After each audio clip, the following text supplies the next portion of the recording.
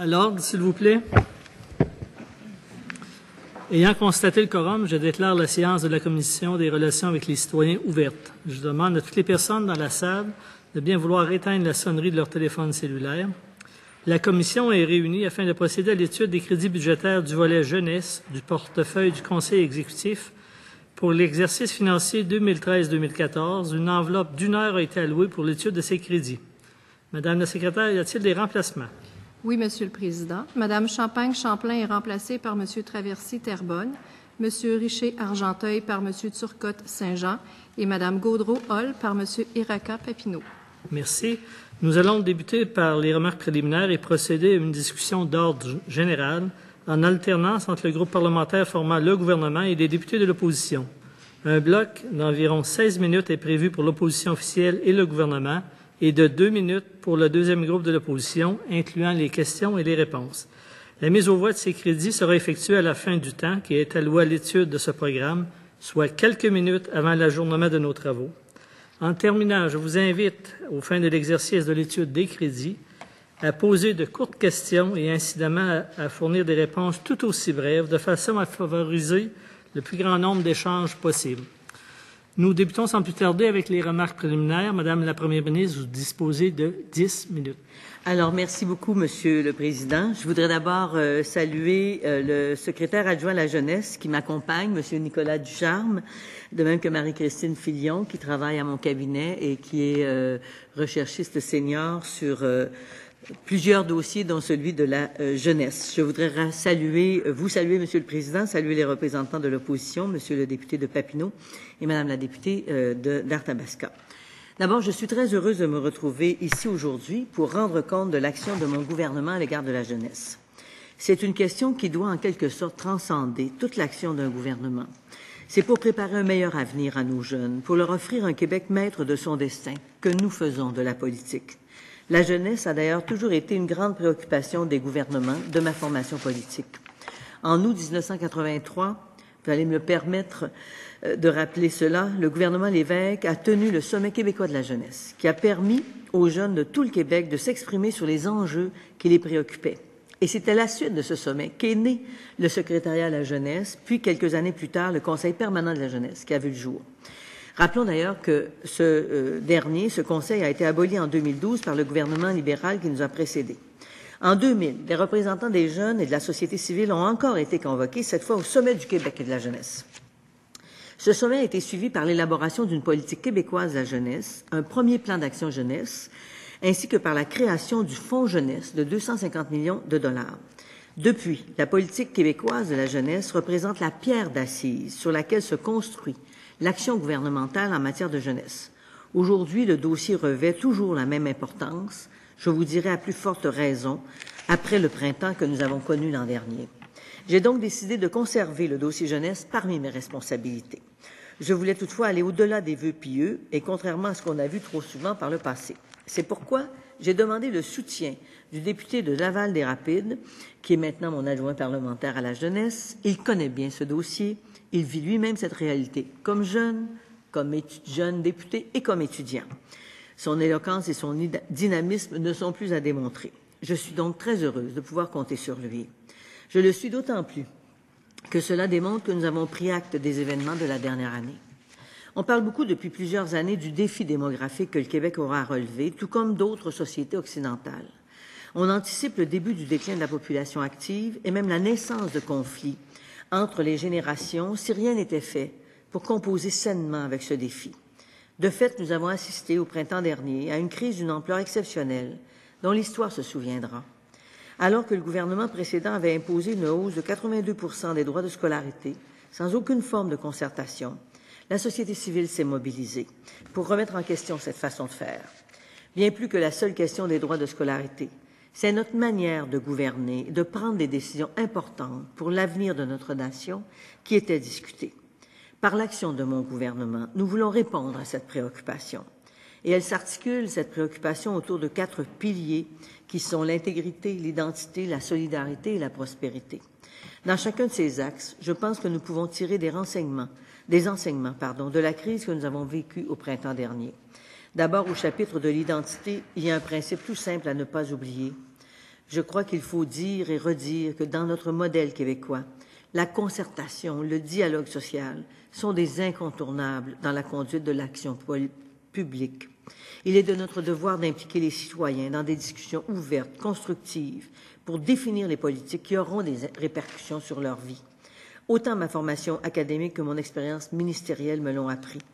Au Québec, pour réaliser de grandes choses, il faut mettre nos idées en commun, pas les opposer. Ça fait partie de ce que nous sommes. C'est ce que nous avions en tête lorsque nous avons convoqué le sommet sur l'enseignement supérieur qui aura lieu la semaine prochaine. Certes, les débats continuent d'être vifs et les attentes, elles sont élevées. Mais le ministre de l'Enseignement supérieur, de la Recherche, de la Science et de la Technologie, appuyé par son collègue de Laval-des-Rapides, travaille fort pour que le débat se poursuive et pour que l'exercice soit positif. Cette approche trouve une application bien concrète dans la vision que nous avons de nos institutions démocratiques. C'est ce qui nous inspire dans notre volonté de restaurer l'intégrité dans notre vie publique. C'est d'ailleurs le mandat que j'ai confié au ministre des Institutions démocratiques et de la participation citoyenne. Le député de Laval-des-Rapides s'intéresse beaucoup lui aussi à ces questions. Il est très actif dans sa recherche de nouveaux moyens pour rapprocher les élus des citoyens, les jeunes et les moins jeunes, notamment en utilisant les nouveaux médias. Il est également primordial d'impliquer l'ensemble des élus de l'Assemblée nationale dans la délibération et la recherche de solutions nouvelles. Les parlementaires ont des moyens pour apporter des solutions durables aux problèmes découlant du vieillissement de la population et dont les effets toucheront l'ensemble des générations. Je pense que, pour ces questions fondamentales pour l'avenir du Québec, il faut nous élever au-dessus de la partisanerie. Déjà, nous pratiquons cette approche et nous ne pensons pas qu'en matière de jeunesse, il faille jeter à la poubelle tout ce qu'a fait l'ancien gouvernement. Les 3 plans d'action de la stratégie d'action jeunesse qui se sont succédés n'auraient pas atteint leur cible si chacun avait défait ce que créait le précédent. La stratégie d'action jeunesse 2009-2014, qui est le dernier de ces 3 plans, a été lancée sous le thème « Enrichir le Québec de sa relève ». D'emblée, nous souscrivons à l'objectif de permettre aux jeunes de contribuer à la prospérité du Québec, un autre pilier de notre action.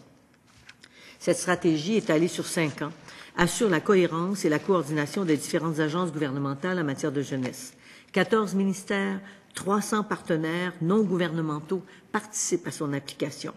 Son action se décline en 6 grands défis: l'éducation et l'emploi, l'entrepreneuriat, la santé, les régions, la diversité et l'environnement. La stratégie d'action jeunesse regroupe 115 moyens d'action qui représentent un investissement annuel direct de 50 millions de dollars provenant du secrétariat de la jeunesse. Près de 75% des montants ainsi investis sont administrés par 5 organismes: les forums jeunesse régionaux, les carrefours jeunesse emploi, Réunir Réussir, les centres jeunesse et Place aux jeunes en région. Alors, outre les investissements provenant du secrétariat de la jeunesse, le montant total des investissements gouvernementaux liés à cette stratégie est d'environ 2 milliards de dollars sur 5 ans. Plus de 450 emplois directs ont été créés et maintenus dans toutes les régions du Québec dans le cadre de la stratégie jeunesse. Comme je l'ai déjà mentionné, la stratégie d'action jeunesse est étalée sur 5 ans, viendra à échéance en 2014. Il faut donc entreprendre dès maintenant une réflexion sur l'état actuel de la jeunesse au Québec ainsi que sur son avenir, afin de réorienter l'action gouvernementale en la matière. Le vieillissement de la population est un phénomène qui prend de l'ampleur. En 2030, au Québec, la proportion de personnes ayant 65 ans et plus passera de 15 à 25%. Actuellement, la population active représente 69% de la population totale, une proportion parmi les plus élevées des 25 pays de l'OCDE. Ce nombre de personnes commencera toutefois à décroître au cours des prochaines années pour s'établir en deçà de 60% en 2030. Ce que l'on doit retenir, c'est qu'il y aura de moins en moins de travailleurs pour soutenir un nombre croissant de retraités. S'ajoute donc aux objectifs de la prochaine stratégie jeunesse la nécessité d'assurer la solidarité entre les générations. Et il est de la responsabilité de notre gouvernement de préparer la relève, faire face aux défis du Québec de 2030. Notre gouvernement souhaite entreprendre une réflexion approfondie sur la question. Je vous annonce d'abord que nous prolongerons d'1 an la stratégie d'action jeunesse. Nos partenaires seront informés au cours des prochaines semaines des modalités liées à cette prolongation. J'ai aussi donné au secrétariat à la jeunesse le mandat de faire le bilan des interventions qu'il finance. J'ai ensuite demandé à mon adjoint parlementaire pour les dossiers jeunesse de planifier une tournée régionale visant à impliquer les jeunes du Québec dans la conception de cette nouvelle stratégie et de cette nouvelle politique. Au cours de cette consultation, le député de Laval-des-Rapides portera une attention particulière à l'utilisation du Web 2.0. Je souhaite que tous les partenaires jeunesse du Québec s'engagent activement dans cette démarche que nous initierons prochainement. En conclusion, voilà donc comment s'articulera notre action en matière de jeunesse. Nous garderons le même esprit qui nous a menés à convoquer un sommet sur l'enseignement supérieur. Nous avons entendu les messages que nous ont envoyés les jeunes du Québec au printemps dernier. Nous allons leur donner les moyens de relever les défis qu'ils rencontreront dans l'avenir. Surtout, nous allons nous donner les moyens de bâtir un Québec dont nous serons fiers. Un Québec pour qui le dialogue, la concertation demeurent le meilleur moyen de prendre des décisions. Un Québec où les citoyens se réapproprient leurs institutions. Un Québec où chacun peut contribuer à notre prospérité collective. Un Québec où les générations sont solidaires les unes des autres. Un Québec pour tous. Voilà ce que nous voulons bâtir ensemble. Je vous remercie, Monsieur le Président. Merci, Madame la Première ministre. J'invite maintenant le porte-parole de l'opposition officielle en matière de jeunesse, de loisirs, de sport et député de Papineau à faire ses remarques préliminaires pour un maximum de 10 minutes. Merci, Monsieur le Président. Mes remarques seront brèves. Je veux me garder du temps pour les questions. Alors, je profite de l'occasion pour saluer la Première ministre de sa présence ce soir ainsi que son adjoint. Et je salue également tous mes collègues députés du Parti québécois et de la CAQ qui sont présents ce soir, ainsi que tout le personnel du secrétariat à la jeunesse qui vous accompagne en ce beau mardi froid d'hiver de février. Nous avons au Québec une jeunesse dynamique, enthousiaste, regorgeante de nouvelles idées, de nouvelles façons de faire, à l'affût des nouvelles technologies. Je suis certain que ce soir, il y a des jeunes et aussi des moins jeunes qui nous écoutent via Internet. Il y a certainement également des gens qui sont en train d'écrire des messages sur Twitter en ce moment et qui disent « Les crédits sur la jeunesse, ça se passe et c'est maintenant ». Je suis certain que si j'ouvre mon téléphone, je ne l'ouvrirai pas, Monsieur le Président, inquiétez-vous pas, si j'ouvre mon téléphone intelligent, il y a déjà ce soir actuellement des messages sur Twitter. Alors, c'est important d'être à l'affût des nouvelles technologies pour aller rejoindre le plus de gens possible. À la maison, au travail, partout, c'est la nouvelle façon de faire et c'est comme ça qu'on va pouvoir informer les gens, les citoyens du Québec. Il faut être à l'affût aussi d'une chose extrêmement importante face à la jeunesse, c'est le fait de dire la vérité. Je pense que ce thème-là, le thème de la vérité face à la jeunesse, est très important. Et là, je fais un lien avec le sommet sur l'éducation. De promettre d'aller décrocher la Lune aux jeunes en disant que tout est gratuit, tout va se payer comme par magie, pour attirer un capital de sympathie partisan, c'est de créer un lourd héritage à la jeunesse. Pas nécessairement celle qui est là, mais celle qui va succéder la jeunesse actuelle, mes enfants, les enfants de plusieurs parents, de Québécois et de Québécoises, dans la trentaine, dans la quarantaine, qui ont de jeunes enfants, vos petits-enfants, Madame la Première ministre. Alors, c'est important de se dire les vraies choses et de ne pas faire en sorte qu'on dit des choses à notre jeunesse pour s'attirer un capital de sympathie éphémère. Je pense qu'ils veulent savoir, c'est la vérité. Nous devons être fiers de cette jeunesse. Nous devons leur offrir les outils pour développer leurs rêves et leurs ambitions. Voilà pourquoi le gouvernement précédent a, entre autres, mis en place une stratégie d'action jeunesse. Pour faire un bref résumé, nous avons créé cette stratégie en 2006. Nous avons écouté le besoin des jeunes. Elle a été renouvelée en 2009 et elle est valide jusqu'en 2014. Elle repose, comme la Première ministre l'a dit précédemment, sur 6 grands défis: l'éducation, l'emploi, l'entrepreneuriat, la santé, les régions, la diversité et l'environnement. On se rappellera que cette stratégie a été bien reçue et appréciée des jeunes et des groupes jeunesse. Je vais donner quelques exemples. Le Carrefour Jeunesse-Emploi a mentionné, je cite, « très satisfait des orientations de la nouvelle stratégie d'action jeunesse 2009-2014 ». Elle salue la décision du gouvernement du Québec d'adopter une stratégie quinquennale. L'organisme Academos se réjouit que la stratégie d'action jeunesse soit renouvelée pour 5 ans. souligne l'engagement du gouvernement du Québec face à une des grandes richesses, soit la relève. L'Association des centres jeunesse du Québec, ravie de la nouvelle stratégie d'action jeunesse 2009-2014. La Fédération des commissions scolaires du Québec accueille favorablement plusieurs des mesures de la stratégie Action jeunesse 2009-2014. Évidemment, le temps me manque pour nommer davantage d'organismes, mais vous me permettrez de saluer tous les partenaires de la stratégie Action jeunesse qui nous écoutent sûrement sur Internet. Et je tiens à souligner qu'ils font un excellent travail, un travail exceptionnel, qui crée de l'emploi, qui aide pour le démarrage de nouvelles entreprises, qui aide à soutenir les jeunes entreprises qui ont déjà démarré, qui favorise l'insertion sociale, qui accompagne les jeunes pour la recherche d'emploi. Je tiens à rappeler que cette stratégie a été mise sur pied sans partisanerie. C'est important de le dire, avec une grande collaboration dans le but de soutenir notre relève.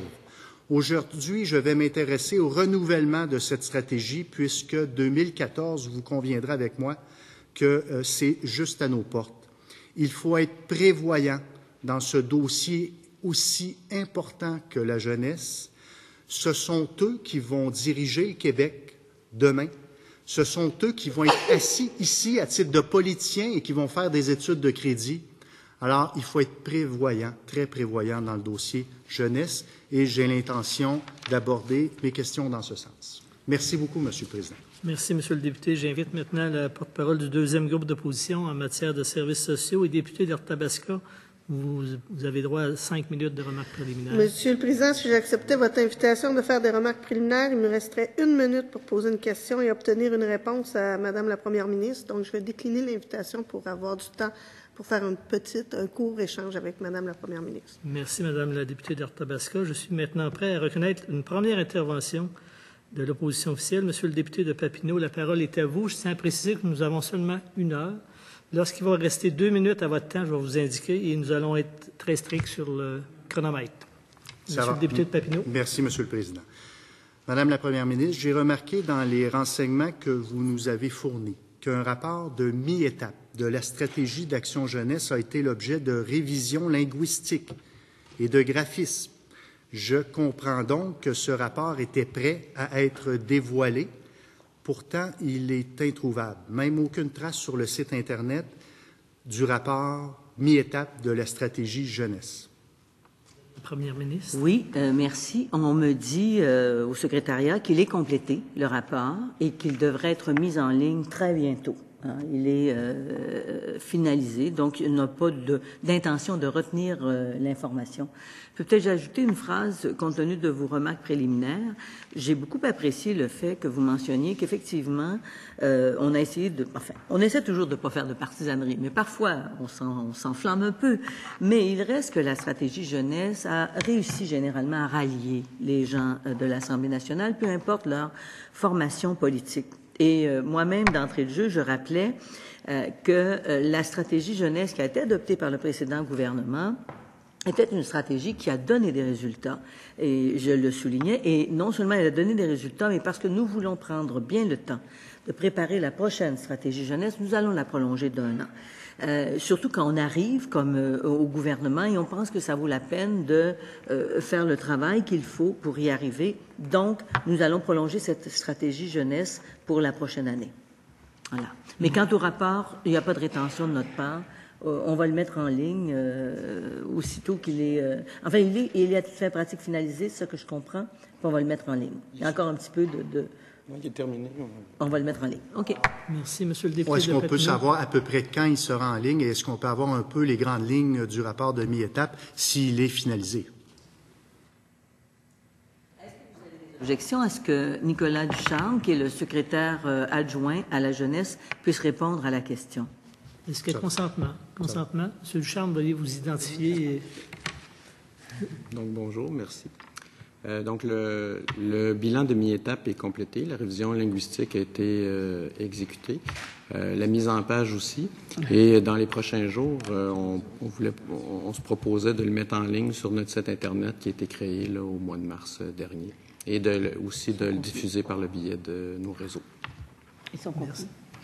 Le contenu du rapport est essentiellement une reddition de compte par rapport aux indicateurs de résultats des différentes mesures, donc des 115 mesures qui sont incluses dans la stratégie Action Jeunesse. Et c'est une reddition de compte avec un certain nombre de commentaires sur ces mesures-là, la définition de ces mesures-là, ainsi que les indicateurs de résultats, donc le nombre de participants, les actions qui ont été posées, les estes par les organismes. Mais ça ne constitue pas un bilan qui évalue la stratégie Action Jeunesse. Et donc, je comprends que Mme la Première ministre nous a confié le mandat d'évaluer cette stratégie-là ainsi que ses principales mesures. Mais ce débat, ce rapport-là de mi-étape est important. C'est un jalon important dans notre évaluation parce qu'il fait un suivi à mi-parcours des différentes mesures de leur implantation ainsi que les indicateurs de résultats. Et si vous permettez, Monsieur le Président, je ne veux pas étirer le temps, là.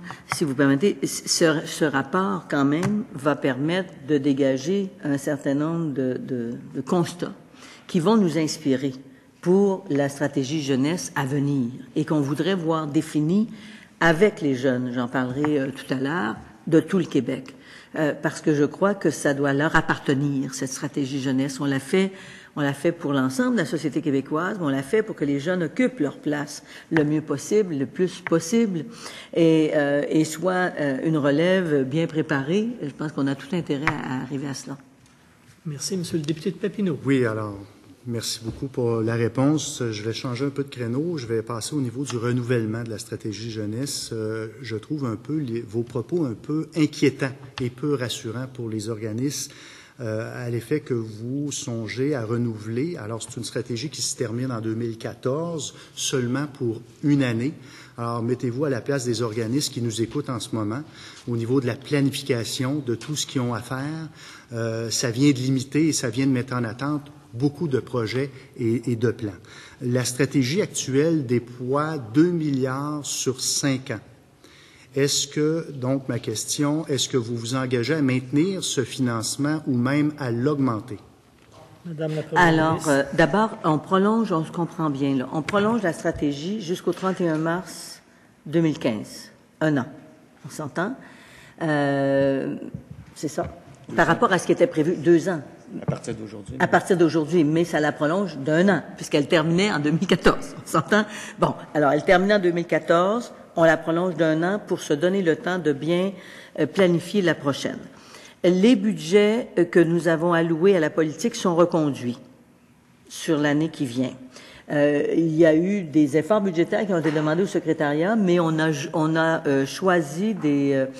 en fait, on a transféré des sommes pour des activités qui n'étaient pas récurrentes, et donc ça nous a permis de ne pas toucher au budget jeunesse pour ce qui est de tous les programmes qu'on pense aux forums jeunesse régionaux, au Carrefour Jeunesse Emploi, Réunir, Réussir, les centres jeunesse et Place aux jeunes en région.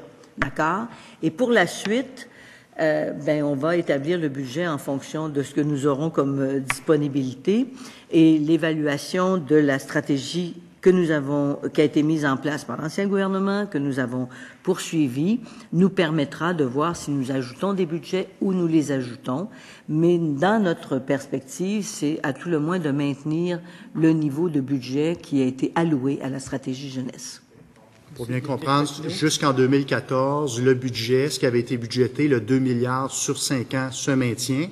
Vous renouvelez d'une année jusqu'en mars 2015 avec le même budget ou pas, là, ça, c'est moins clair, mais on verra par la suite, c'est ce que j'ai compris. Donc, pour une année, on renouvelle et on ne peut pas garantir le budget pour le prochain. Alors, la prochaine stratégie, on verra comment si on augmente les budgets, de quel ordre on les augmente et pour quelle fin on le fait. Parce que si on prend la peine de consulter, de définir une nouvelle stratégie, il est possible qu'il y ait des éléments de ce que nous faisons déjà qui ne sont plus pertinents et qu'on réévaluera. Donc, je ne peux pas présumer de l'évaluation qui va se faire. Mais ce qu'on dit, c'est que jusqu'à 2014, on maintient la stratégie, on la prolonge jusqu'à 2015 et par la suite, suite à la définition de cette nouvelle stratégie, là, on verra les budgets qui y seront alloués.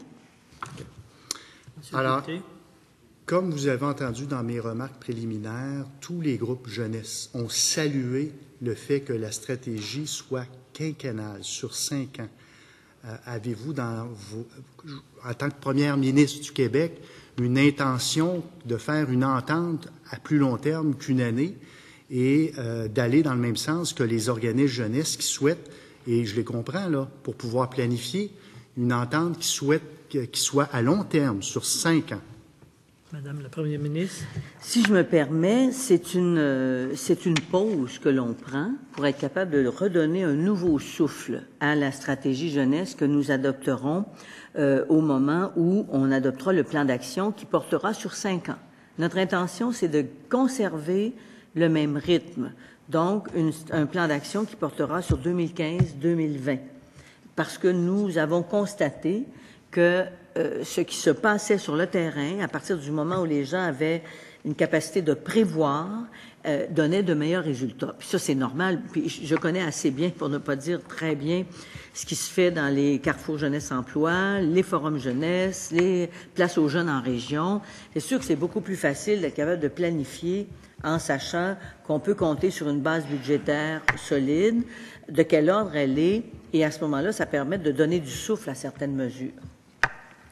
Monsieur le député. Alors, écoutez, je trouve les propos peu rassurants pour les organismes jeunesse parce que là, ils sont garantis d'avoir la même somme d'argent jusqu'en mars 2014. Et mars 2014, c'est demain matin, là. Jusqu'en 2015. Jusqu'en 2015. Je veux bien me faire comprendre. La stratégie devait terminer en mars 2014. Nous la prolongeons d'1 an, mais ce seront les mêmes sommes allouées en 2014-15. Qui seront, jusqu'en 2014, qui seront prolongés sur 2014-15. On se comprend? Ceux qui souhaitaient une indexation, je sais que vous êtes favorable à l'indexation dans d'autres dossiers, mais dans ce dossier-là, sur 2 milliards sur 5 ans, je sais que certains souhaitaient que ce montant soit indexé. Alors, le montant ne le sera pas. Alors, il n'y aura pas d'augmentation jusqu'en 2015. Alors, tous les projets de développement face à la jeunesse et des projets d'avenir qui demandaient des coûts supplémentaires, ben si je comprends bien, il n'y a pas d'espoir avant mars 2015. Or, il y avait signé par l'ancien gouvernement des projets qu'on appelait conventionnés, où il y avait de l'indexation prévue. Cette indexation va continuer. On se comprend? Pour maintenant et pour 2014-2015. Pour ce qui est du reste, vous savez qu'une fois qu'on aura atteint l'équilibre budgétaire, qui devra être atteint en 2013-2014, donc 1 an avant qu'on ne redéfinisse une nouvelle stratégie jeunesse, l'équilibre sera atteint et là, on aura la possibilité de rehausser certains budgets. Est-ce qu'ils seront indexés? Est-ce qu'ils seront rehaussés? Il y a aussi des activités où on pourrait se dire, écoutez, on termine ces activités-là et on fait d'autres choix. Puis les budgets pourraient changer. Mais notre intention, c'est de donner sensiblement les mêmes montants, d'allouer sensiblement les mêmes montants que ce qui sont alloués jusqu'à maintenant. Dans certains cas, il y a des indexations qui sont jusqu'à un certain point automatiques, et dans d'autres, ce sera à évaluer. Monsieur le député. Oui, Monsieur le Président, vous avez mentionné que vous désirez consulter les jeunes. Avez-vous un plan d'action en lien avec cette consultation? Et est-ce qu'il y a un montant de budgété pour consulter les jeunes dans la prochaine année? Des objections, Monsieur le Président. Est-ce que mon adjoint parlementaire donne quelques explications? Si j'ai consentement des collègues, il n'y a aucun problème. Donc, Monsieur le député de Laval-des-Rapides. Merci beaucoup. Donc, nous travaillons actuellement avec l'équipe du secrétariat à la jeunesse et les forums jeunesse régionaux du Québec, ainsi que la table de concertation des forums jeunesse régionaux du Québec, à l'adoption d'un calendrier qui va s'échelonner là à partir du mois d'avril environ pour faire la tournée des différentes régions administratives du Québec, ainsi que des différentes communautés autochtones, où nous comptons rencontrer les acteurs majeurs des milieux jeunesse. Donc, on pense bien sûr au Forum jeunesse, au Carrefour jeunesse-emploi, aux différents agents de sensibilisation qui œuvrent sur le terrain. Mais on souhaite non seulement rencontrer des intervenants, mais également des jeunes qui bénéficient de ces services, des jeunes étudiants, des jeunes travailleurs, parce qu'il faut bien comprendre que ce qui guide l'action gouvernementale pour les jeunes date du Sommet du Québec et de la jeunesse du début des années 2000.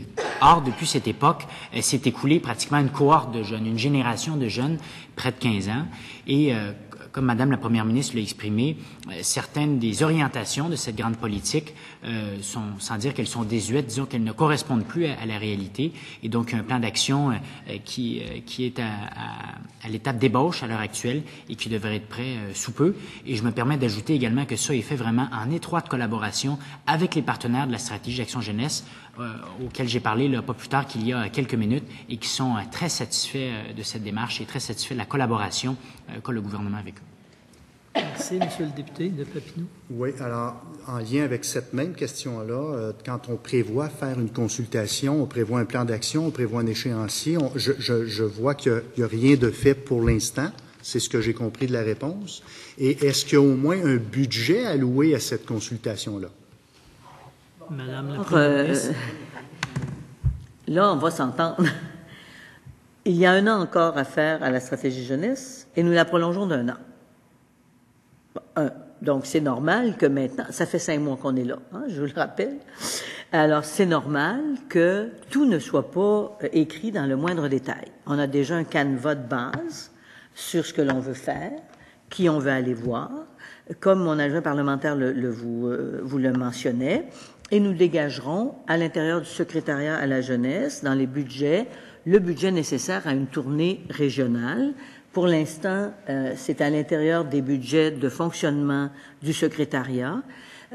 Comme nous allons consulter des gens par l'intermédiaire des forums jeunesse, c'est déjà dans leur mandat. Donc, on n'a pas besoin d'ajouter d'argent pour qu'ils fassent ça, puisque c'est leur mandat fondamental de consulter les jeunes sur différents projets, différentes politiques, etc.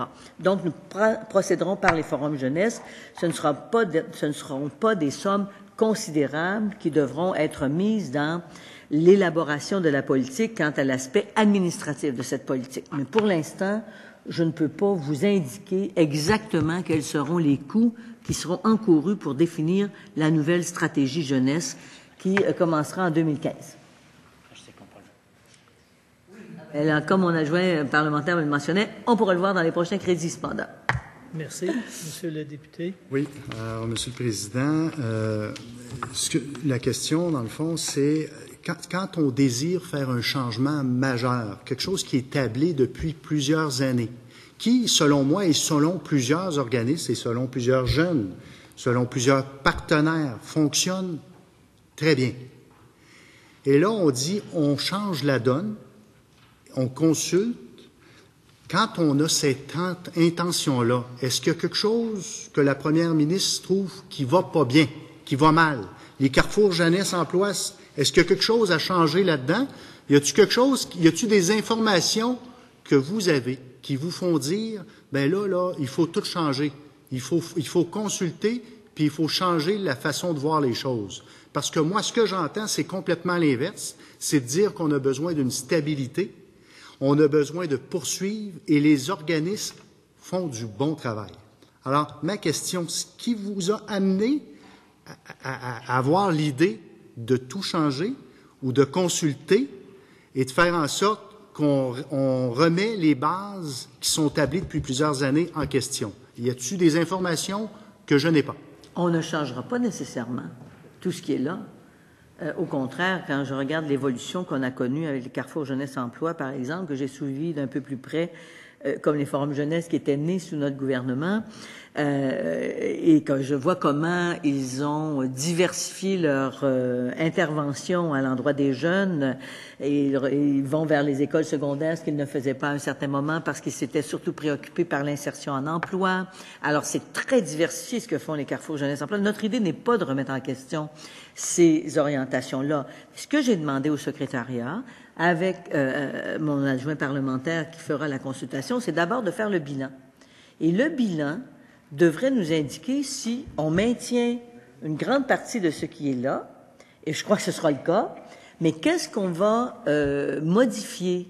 et dans quel sens doit-on le faire? Et un des défis qui nous interpelle, c'est effectivement, je m'excuse, je termine, un des défis qui nous interpelle, c'est qu'il y a des changements majeurs au niveau de la démographie et comment prendre en compte ces changements majeurs, parce que ces jeunes qui sont là maintenant, ils vont être et sont déjà dans la population active, mais le poids qu'on leur demandera de supporter par rapport aux retraités, par exemple, puis peut-être que justement ce ne sera pas un poids parce que ces retraités vont être actifs encore plus longtemps, ça change la donne. Et moi, je crois que c'est une réflexion qu'on doit faire avec les jeunes du Québec, puis avec les gens de d'autres générations aussi. Mais notre intention, c'est pas de remettre en question ce qui va bien, ce qui fonctionne, c'est d'abord de faire le bilan, ensuite d'identifier ce qu'on pourrait faire de plus, de mieux ou de différent. Alors, c'est comme ça qu'on va procéder. Merci, Monsieur le député. Il vous reste 1 minute. 1 minute. Alors, Monsieur le Président, le bilan, simplement pour dire, et ça va être une question et remarque en même temps, le bilan, vous l'avez, Madame la Première ministre, dans le rapport de la mi-étape qui n'est pas sur Internet et que personne n'a vu. Alors, je pense que ça vaudrait la peine d'aller lire le rapport de mi-étape. C'est à ça que ça sert.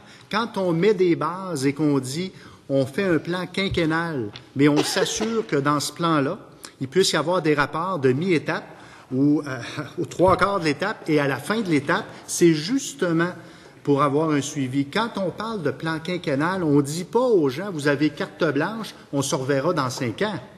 On dit aux gens, écoutez, on va faire des rapports de mi-étape, on va se rasseoir ensemble. Alors, je trouve qu'il n'y aurait rien qui aurait pu empêcher le gouvernement en place de reconduire pour 5 ans la stratégie jeunesse et d'y aller avec des bilans mi-étape sans imposer de stress ou d'attente pour les organismes qui sont en place. Merci, Monsieur le député. Je cède maintenant la parole à Madame la députée d'Arthabasca pour 6 minutes 20 secondes. Merci, Monsieur le Président. Je profite, je vais prendre un petit 30 secondes pour saluer tous les gens qui sont ici, l'équipe de Madame la Première ministre et tous les gens qui s'occupent de jeunesse, de stratégie jeunesse. Elle me semble faire assez l'unanimité, un consensus depuis longtemps.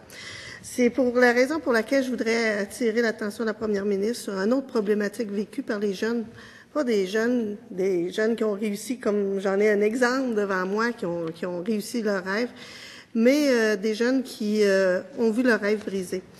Vous n'allez pas le contexte, Madame la Présidente, Monsieur le Président, je m'excuse, parce que Madame la Première ministre, je ne dois pas l'interpeller.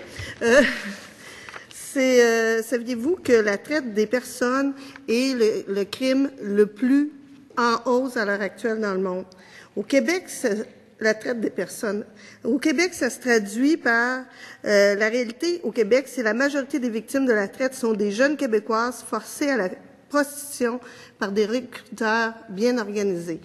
Nous avons signé la Convention de Palerme au Canada contre la traite des personnes. Et cette Convention des Nations Unies prévoit une prévention par la sensibilisation, une protection des services intégrés. Et puis, je me disais, Madame la Présidente, que ces jeunes sont des victimes et que la définition de la loi aux victimes d'actes criminels devrait être élargie pour comprendre ces jeunes victimes de la prostitution juvénile. Lorsqu'on lit dans les journaux à l'heure actuelle la résurrection du Wolfpack ici à Québec, cela m'inquiète, Madame la Présidente, Monsieur le Président, et j'aimerais que Madame la Première ministre en fasse un cas personnel, qu'on s'occupe de ces jeunes qui sont recrutés par des personnes bien organisées, ces jeunes victimes. Puis, contrairement à ce qu'on en pense, ce ne sont pas que des victimes de familles moins bien nanties ou dysfonctionnelles. Ce sont aussi des jeunes qui vivent dans des familles tout à fait normales. Et, Madame la Présidente, le chef de police ici disait, le président de la Fraternité des policiers de Québec disait, si on n'en parle pas, si on se met la tête dans le sable, si on fait pas de prévention, si on n'explique pas aux parents comment la détecter et dans les milieux, et ce de façon nationale, le phénomène ne va faire qu'empirer, que s'accroître. Madame la Première ministre. Merci beaucoup, Monsieur le Président. Écoutez, j'écoute attentivement ce que dit la députée d'Arthabasca et je suis très sensible à des situations comme celle-là. Et vous avez raison de les soulever. Honnêtement, en toute franchise, je ne peux pas vous dire ici que je connais l'ampleur de ce phénomène. Peut-être même serait-il nécessaire de le documenter pour voir qu'est-ce que ça représente dans les faits. et quels sont les moyens que l'on pourrait mettre en place pour corriger une telle situation. On parle de la stratégie jeunesse, d'intervention jeunesse depuis un moment. Autour de cette table, on sait qu'il y a beaucoup d'actions qui se font pour mobiliser des jeunes, pour aider des jeunes à retourner aux études, à accéder au marché du travail, à participer à leur société, à avoir une action citoyenne significative. Mais il y a aussi dans la stratégie jeunesse des stratégies, des actions qui s'adressent à des jeunes qui vivent des grandes détresses ou des grandes difficultés. Entre autres, on a un volet qui concerne les centres jeunesse, alors qu'on sait que souvent s'y retrouvent des jeunes qui ont vécu soit des phénomènes de maltraitance, de mésadaptation, de délinquance. On connaît bien ce dont il s'agit, des mauvais traitements, les signalements à la DPJ, etc. Bon, moi, je trouve intéressant ce que la députée soulève. Je suis prête à prendre la question, pas en délibérer, mais à recevoir la question, puis à évaluer avec le ministre de la Justice, avec le ministre de la Sécurité publique et avec les différents partenaires jeunesse, les corps policiers, comment documenter une telle réalité et ensuite comment agir sur une telle situation. Parce qu'on est tous sensibles à ça. Et puis c'est vrai que le Québec, soit par l'intermédiaire parfois du Canada ou directement, parce qu'on signe des conventions internationales dans nos champs de compétences, et vous faites référence à une convention internationale, là, la convention de Palerme, c'est bien ça que je comprends. Alors moi, je prends note de cette question qui est soulevée et je m'engage à revenir éventuellement sur ça avec peut-être une proposition ou des éléments d'action plus détaillés. Merci. Madame le... Ce que disait, 1 minute 30. Oui, ce que disait le chef de police, c'est que les vérités que nous aimons le moins entendre sont souvent celles que nous devrions écouter. Il faut arrêter de se mettre la tête dans le sable et le fait d'en parler amène davantage de dénonciations et ce qui fait bouger les choses. Ça nous prend le fait d'en parler par la prévention et une approche intégrée pour respecter la Convention de Palerme. Au Québec, on a toujours voulu avoir une justice qui est inclusive et non dénonciatrice et on veut contrer la récidive par la réhabilitation. Je pense que c'est une approche qu'on devrait travailler. 1 minute, Madame la Première ministre. Absolument, je suis tout à fait d'accord. Vous savez, j'étais à l'origine de l'implantation de la loi sur la protection de la jeunesse, qui était une loi très novatrice quant à la volonté que nous avions de prévenir, d'intervenir, de réhabiliter plutôt que de punir. Et on peut développer au niveau de la situation que soulève la députée d'Arthabasca le même type d'approche. Et quant à moi, encore une fois, je suis très ouverte et très disponible pour discuter de cette question, puis éventuellement proposer des pistes d'action. Merci. J'essaie de maintenir la parole à M. le député du côté gouvernemental, M. le député de Laval-des-Rapides. Merci beaucoup, Monsieur le Président. Tout d'abord, j'aimerais saluer Madame la Première ministre, mes collègues de l'Assemblée nationale, saluer également l'ensemble du personnel qui est avec nous aujourd'hui, notamment le personnel du secrétariat à la jeunesse.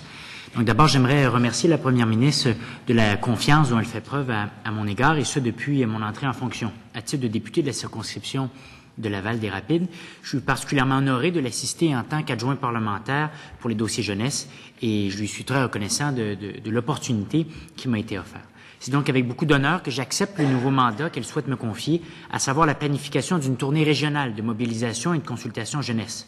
Je considère ce mandat comme un privilège et j'entends m'y consacrer avec diligence, dans un esprit de dans un esprit d'ouverture et de collaboration avec les citoyens du Québec.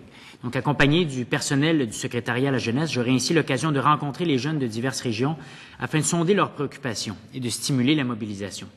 À diverses étapes de ce projet d'envergure, j'aurai la chance d'être soutenu par mes collègues députés de Saint-Jean et députés de Terrebonne, que je remercie d'avance pour leur aide. Donc, cette tournée sera par ailleurs l'occasion de réaliser des avancées en ce qui a trait à l'utilisation des outils numériques au sein de notre gouvernement. Grâce aux technologies, nous avons désormais l'opportunité de réinventer la politique et de dynamiser les liens entre les élus et la population. Ces outils de communication, ces nouveaux outils de communication offrent, je pense, une opportunité sans précédent d'être en contact avec les gens et de soulever des débats en continu. J'aimerais maintenant axer sur ce qui nous a amené à renouveler ce plan d'action gouvernemental pour les jeunes, parce que le député de Papineau a soulevé une question intéressante en demandant qu'est-ce qui a changé, Qu'est-ce qui a changé au courant des dernières années? Eh bien, ce qui a changé, ce sont plusieurs choses, mais notamment le renversement de la pyramide démographique, qui était une réalité qui semblait bien lointaine au début des années 2000, lorsqu'on a commencé à élaborer les plans d'action gouvernementales pour les jeunes. À titre d'exemple, en 2010, c'est 15 % de la population québécoise qui avait plus de 65 ans. En 2030, cette proportion de la population va passer à 25 %. Jamais dans l'histoire du Québec n'y aura-t-il eu autant de gens en haut de 65 ans. Et dans les pays de l'OCDE, le Québec sera parmi les populations les plus vieillissantes. Et ça, je peux vous dire que ça va avoir des conséquences sur l'ensemble de la société québécoise, que ce soit les pressions sur le système de santé, la diminution de la population active, donc ultimement la diminution des taxes et des impôts qui sont perçus par le gouvernement du Québec, alors qu'une pression de plus en plus grande va s'accentuer sur les programmes sociaux. Ce sera une réalité sans précédent qui va être vécue par l'ensemble des pays occidentaux, mais qui va être vécue de manière plus particulière, notamment dans l'ensemble canadien, par le Québec. Et ça, c'est une réalité qui n'existait pas au courant des dernières années et qu'on doit commencer à réfléchir dès maintenant, si on veut être prêt à partir de l'année 2030. Et on ne peut pas se contenter, comme le propose le député de Papineau, de renouveler sans réflexion l'ensemble des plans d'action gouvernementaux. Si on veut se préparer à un contexte social et économique qui est changeant, c'est dès maintenant qu'il faut réfléchir pour consulter la population, pour bien planifier les politiques publiques et pour s'assurer que les deniers publics sont bien investis. C'est donc dans cette perspective de consultation que je conçois également le rôle d'élu, qui est à mon sens un rôle de mobilisation auprès de la population et auprès de cet enjeu particulièrement important qui est le renversement de la pyramide démographique. À mon sens, le rôle du parlementaire en est aussi un d'animateur social. En effet, la politique doit être appuyée sur une volonté authentique de favoriser l'engagement des citoyens dans les débats publics qui les concernent. En d'autres mots, je juge qu'il est de notre devoir de stimuler la participation citoyenne. Et en raison des changements démographiques que j'ai évoqués, qui surviendront au courant des prochaines années, nous serons amenés à nous poser de multiples questions. Quel type de développement économique voulons-nous privilégier? Quel type de croissance économique allons-nous choisir? Quelle conception de l'État souhaitons-nous adopter? Quelle est notre vision de la justice sociale, du développement durable, de l'équité intergénérationnelle? Comment pouvons-nous protéger nos acquis tout en préservant l'espace nécessaire pour innover, créer et nous adapter aux mutations du Québec et à celles du monde dans lequel nous évoluons? Ce sont là des questions fondamentales qui détermineront dans une large mesure les orientations des politiques québécoises à venir. Et pour répondre à ces questions, la collaboration de tous les Québécois sera sollicitée. Il est donc impératif de nous doter de nouvelles manières de débattre de ces choix qui seront de plus en plus complexes. Et au regard de toutes les problématiques qui pourront survenir dans l'avenir du Québec, je crois qu'il faut voir dans le printemps érable le témoignage d'un grand nombre de citoyens qui refusent de se sentir écartés des grandes décisions fondamentales que les élus sont amenés à prendre. Et c'est pour cette raison que je juge essentiel de mettre les citoyens en contribution dans le processus de décision. Et j'espère que la tournée que nous allons entamer deviendra un modèle de consultation gouvernementale, un modèle de consultation où la population est partie intégrante des solutions. Merci beaucoup, M. le Président. Merci. Avez-vous une question? Non, je n'avais pas de question sur ça. OK. Monsieur le député de Saint-Jean. Moi, j'ai une question, Monsieur le Président, à la Première ministre. J'ai entendu l'intervention, d'ailleurs, je salue la Première ministre et les collègues ici et les gens du secrétariat. J'ai entendu les remarques préliminaires tantôt, une phrase très importante qui est « impliquer les citoyens ». J'ai entendu ça et ça m'a amené à questionner sur la participation citoyenne des jeunes, parce qu'on l'a vu, lors de différents événements, les jeunes s'impliquent dans des causes qui les intéressent, qui les interpellent. Et moi, je considère que c'est un enjeu important et un gouvernement ne peut pas passer à côté de la participation, ne peut pas passer à côté des jeunes, mais encore moins de favoriser la participation citoyenne. Et moi, je vois, on l'a tous dans nos régions, des organismes qui font un travail extraordinaire à ce niveau-là, qui sont les forums jeunesse. Et on parle de tournée régionale. D'ailleurs, l'adjoint parlementaire à la Première ministre, député de Laval-des-Rapides, député de Terrebonne, moi, on va s'unir ensemble, travailler là-dessus. Les forums jeunesse dans les régions font déjà un travail extraordinaire.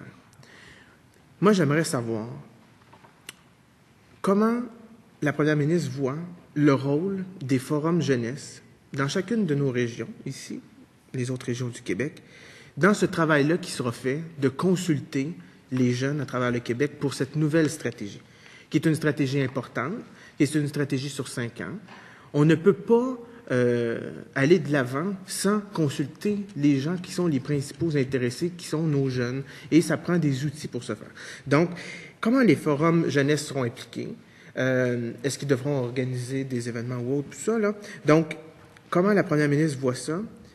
Et aussi, puis j'aimerais terminer là-dessus, il faut se rappeler que si on incite nos jeunes à participer davantage, mais ces jeunes-là vont faire des débats, amener des idées, vont s'impliquer, mais ils vont aussi passer à l'action pour faire bouger les choses, faire changer les choses au Québec. Puis c'est là-dessus qu'on veut travailler. Faire en sorte qu'on ait un meilleur avenir au Québec. Puis pour ça, c'est la participation de nos jeunes. Donc, ma question, très simple, les forums jeunesse, comment on les implique eux aussi? Comment on les fait participer dans cette consultation-là? Madame la Première ministre. Merci beaucoup, Monsieur le Président. C'est fort intéressant de s'arrêter sur la question de la participation citoyenne des jeunes. Cette idée, elle est apparue déjà au moment où on a préparé le premier sommet sur la jeunesse, et pas celui de Monsieur Lévesque, mais celui qui a été mis en place à la fin des années 90, début des années 2000. En fait, c'est au début des années 2000, et il s'est formé dans chacune de nos régions. Il s'est constitué ce qu'on a appelé les forums jeunesse, c'est-à-dire des groupes de jeunes provenant du milieu du travail, provenant du milieu de l'éducation, du milieu du loisir, du milieu de la culture, du milieu des organisations sociales. Et ces jeunes-là, écoutez, il y a actuellement, on me dit, 300 jeunes administrateurs. On dit administrateurs parce qu'ils sont membres d'un conseil d'administration que sont les forums jeunesse, qui administrent d'ailleurs des fonds et qui rendent disponibles des sommes pour permettre à des jeunes de voir se réaliser des projets qui peuvent être autant dans le domaine de de l'implication dans le milieu que au niveau qui touche des aspects culturels, encore une fois des aspects sociaux, économiques ou autres. Alors, ces forums jeunesse sont une richesse précieuse. Évidemment, ils se renouvellent, c'est ce qui est formidable parce que on n'est pas jeune si longtemps que ça. Alors, donc, ces forums se renouvellent et ceux qui arrivent portent des points de vue parfois différents de ceux qui ont quitté. Bon, donc, forums jeunesse qui ont été implantés à la fin des années 90, de jeunes qui viennent de tous les milieux, de tous les secteurs d'intervention et qui invitent d'autres jeunes à manifester leur intérêt pour des projets, pour la réalité politique, faire des débats sur les institutions politiques. Bon. Et en plus, ce qu'ils ont fait dans les dernières années, ils ont fait des appels à des jeunes qui vivaient des expériences particulières pour mettre en valeur ces expériences-là et les partager avec d'autres jeunes des régions respectives, de telle sorte qu'on a mis en lumière des actions qui ont été menées par des jeunes et que l'on reconnaît maintenant par un gala, d'ailleurs, reconnaissance. Imaginez comment c'est assez formidable que quelqu'un qui a donné un coup de pouce dans une organisation, je ne sais pas, d'entraide internationale, qui a réuni des jeunes de son milieu, et son action est mise en valeur, soulignée comme étant un jeune qui s'est impliqué. Alors, ce que l'on veut faire, et ce qu'on a fait déjà, d'abord pour la préparation du sommet sur l'éducation, on est allé vers les forums jeunesse et on leur a demandé leur contribution, leur point de vue, comment ils voyaient l'éducation, comment ils voyaient la suite des choses. Ça, c'est un, et ces consultations-là ont été ramassées, si on veut. Je sais que mon adjoint parlementaire a été particulièrement impliqué dans cette démarche et vont servir et ont servi déjà à alimenter le ministre de l'Enseignement supérieur, de la science et de la techno, qui va faire des interventions sur la base de ce qu'il a retenu de ces jeunes au moment du sommet sur la jeunesse, sur l'éducation qui va se tenir dans la semaine prochaine. Alors, ces jeunes-là, ils ont développé une expertise citoyenne, finalement, de participation. Et c'est sûr que dans une société qui nous interpelle beaucoup, où nos institutions sont mises à mal, que des jeunes aient le goût de revaloriser les institutions, je crois qu'on atteint là un objectif fondamental comme société. Moi, je suis très, très fière de ce qu'on a fait et la suite des choses va être tout aussi importante puisque mon adjoint parlementaire, avec le secrétariat à la jeunesse, va aller vers ces forums-là. On n'inventera pas de nouvelles organisations. On va aller vers ces forums. On va leur demander leur point de vue. D'ailleurs, le député de Papineau tout à l'heure disait pourquoi vous faites pas un bilan et puis vous gardez pas tout ce qui se fait déjà. Le bilan, c'est pas un bilan de mi-mandat. Hein, c'est une reddition de comptes. C'est-à-dire, on dit à quoi a servi l'argent, quels groupes ont été atteints, quels projets ont été réalisés. Un bilan, c'est plus que ça. C'est dire est-ce que les projets réalisés ont atteint les objectifs qu'on s'était fixés? Et ça, c'est l'étape qui va se franchir maintenant. Et en même temps qu'on va faire les consultations, de sorte qu'on va renouveler la stratégie jeunesse. Et c'est mon adjoint parlementaire qui fera cela avec le secrétariat à la jeunesse. Merci, Madame la Première ministre. Monsieur le député Terrebonne. Merci beaucoup, Monsieur le Président. Donc, j'aimerais tout d'abord vous saluer la Première ministre du Québec, mon collègue de Laval-des-Rapides, mon collègue de Saint-Jean, ainsi que le député de Papineau, que je respecte dans ses fonctions pour avoir occupé ce poste-là pendant 2 ans dans les dernières années, Madame la députée d'Arthabasca, ainsi que l'ensemble de l'équipe gouvernementale qui varie du Conseil du Trésor à la sécurité publique, passant par le secrétariat de la jeunesse et le bureau de la Première ministre. Alors, de vous dire à quel point l'année 2012, Monsieur le Président, était une année effervescente, une année extraordinaire pour la jeunesse québécoise. Nous en avons parlé tout à l'heure, le printemps québécois. Jamais on n'a parlé autant de jeunesse dans une année politique. Et je crois qu'au cours de ces mois qui ont caractérisé ce printemps québécois, la jeunesse du Québec a su démontrer ses motivations et son intérêt à participer au débat de société et à la politique québécoise. Hein. Ils ont compris que si on ne s'occupait pas de la politique, elle, pouvait s'occuper d'eux. Et d'ailleurs, on en a un exemple vivant à côté de nous, Monsieur le député de Laval-des-Rapides, qui a décidé, lui, qui a bien compris, il a décidé de s'impliquer activement, et on a la chance de l'avoir aujourd'hui à nos côtés, a gagné une élection de façon historique en devenant le plus jeune député de l'Assemblée nationale à l'âge de 20 ans. Je trouve que c'est important de le souligner dans le cadre des crédits jeunesse. Nous avons aussi vu qu'à la dernière élection, Monsieur le Président, que le taux de participation des jeunes avait relativement bien augmenté quand on pense qu'en 2008, seulement 36 % de nos jeunes concitoyens s'étaient exprimés par la voie des urnes aux élections générales du Québec et qu'on voit qu'aujourd'hui, près de 64 % d'entre eux se sont exprimés. On peut voir qu'il y a une augmentation assez considérable. On parle là, donc d'une augmentation assez importante. Malgré tout, elle reste 13 % plus basse que la moyenne nationale du Québec. Alors, connaissant l'intérêt de la Première ministre pour la jeunesse, j'ai donc une question à lui poser. J'aimerais profiter du temps d'antenne qui nous est disposé pour qu'elle puisse peut-être nous expliquer le plan de match que notre gouvernement a pour non seulement conserver ce taux de participation, mais aussi l'augmenter au cours des prochaines années. Vous avez la dernière minute. Alors, je remercie le député de Terrebonne de sa question. Vous savez qu'on a déposé un projet de loi à l'Assemblée nationale pour permettre à des jeunes qui sont sur les campus, dans les cégeps, dans les universités, de pouvoir voter sur le campus en donnant leur vote dans leur comté d'origine. Hein.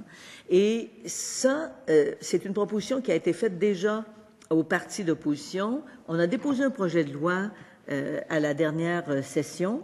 Nous souhaitons qu'il soit adopté. Le directeur général des élections nous a dit qu'il n'y a aucun problème pour mettre en place cette façon de faire. Et moi, je crois que ça va augmenter la participation des jeunes à l'élection, au choix de leurs élus. Puis il est tellement important parce que le premier vote, il a comme conséquence généralement d'être suivi par d'autres participations. Parce que si on vote pas autour de 18, 20, 21, parfois, malheureusement, on ne vote pas plus tard.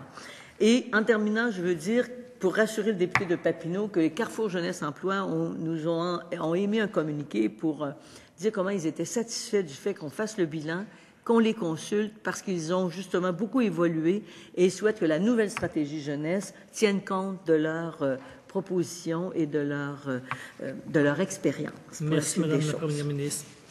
Le temps alloué à l'étude du programme jeunesse étant écoulé, nous allons maintenant procéder à la mise aux voix du programme. Ainsi, le programme 5, jeunesse pour l'exercice financier 2013-2014, est-il adopté? Adopté. Sur division. Finalement, l'ensemble des crédits budgétaires du portefeuille Conseil exécutif pour l'exercice financier 2013-2014 est-il adopté? Adopté. Sur division. Sur division. La commission ayant accompli son mandat ajourne ses travaux sine die. Merci et bonne soirée.